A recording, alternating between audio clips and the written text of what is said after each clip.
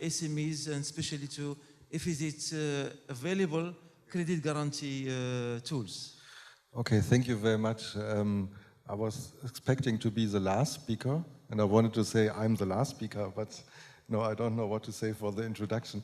No, thank you very much. Yes, my name is Haider Al-Baghdadi. I'm with GIZ. Before, I've worked with the Alliance for Financial Inclusion. I don't know if you heard about AFI. It's a global network of central banks. I think now with more than 100 countries worldwide. I think Central Bank of Egypt is also a member. And before I start talking about GIZ, if you allow me, I want to put it into context. As we mentioned here, financial inclusion. I think what is really great and positive, there's a lot of intention for the topic of financial inclusion. We heard it yesterday that the G20, G7 has it on its agenda, the topic of financial inclusion, including SMEs and SME finance. And what is really great is that I think there are almost 50 countries worldwide that have developed national financial inclusion strategies. And what we also see that those countries, there's really evidence for that those countries that actually have developed national financial inclusion strategies have also achieved better outcomes in terms of including households and SMEs into the formal financial system.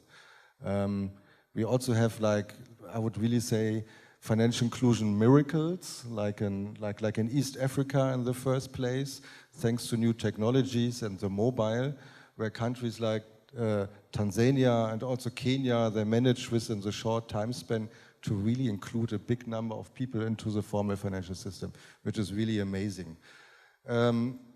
What is also great, I want to say that the topic has become so important for policymakers that some central banks even have included financial inclusion into their mandate, into their official mandate next to financial stability.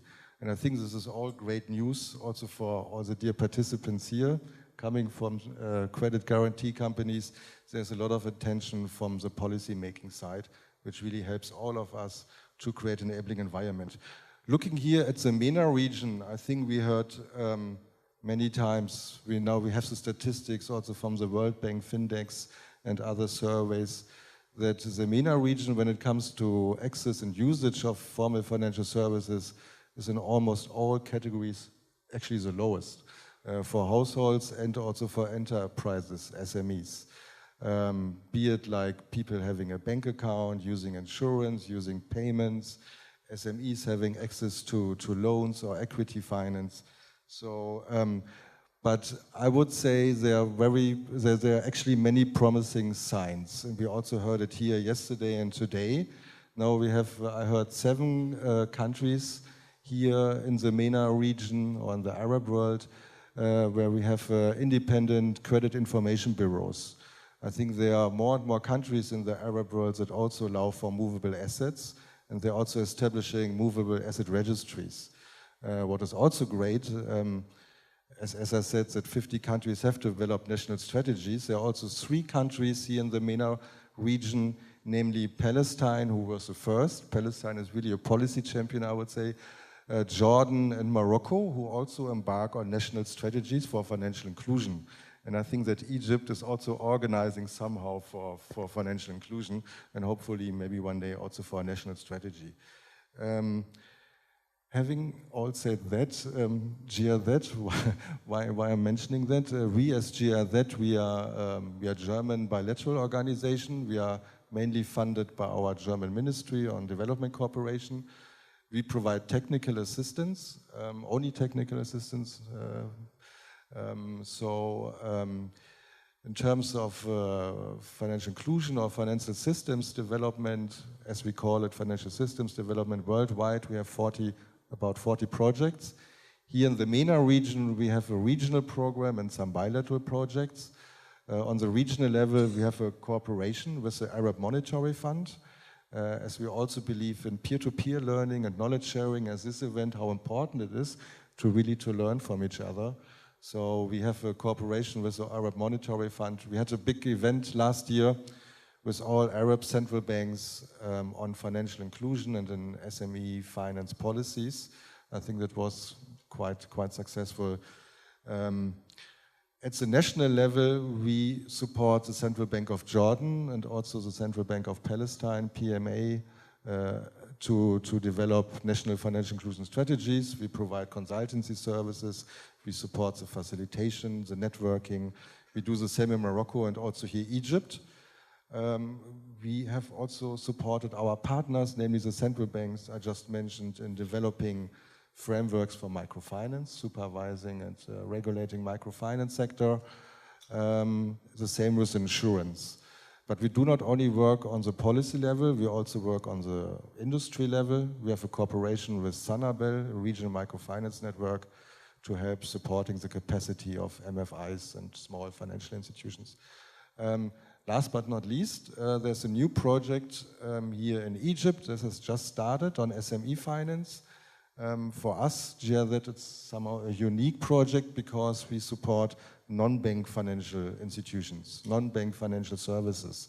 We do it for different reasons. I think there are many other donors, we just heard that, who support banks. And I think, of course, banks have a key played role in SME finance. But there's also the encouragement from the G20 principles, encouragement to policymakers to also support the non-banking sector. And that's why we also have a focus on factoring, leasing, equity finance to enable better access for SMEs. We have a cooperation with CGC here in Egypt. I think it's also one of the first cooperation we as GIZ have with a credit guarantee company. So we also support here in Egypt the infrastructure level. Yeah, that's basically in a nutshell what we are doing. Thank you very much. Thank you very much, Mr. Haider. I know that GIZ is more involved in technical assistance more than in the financial one.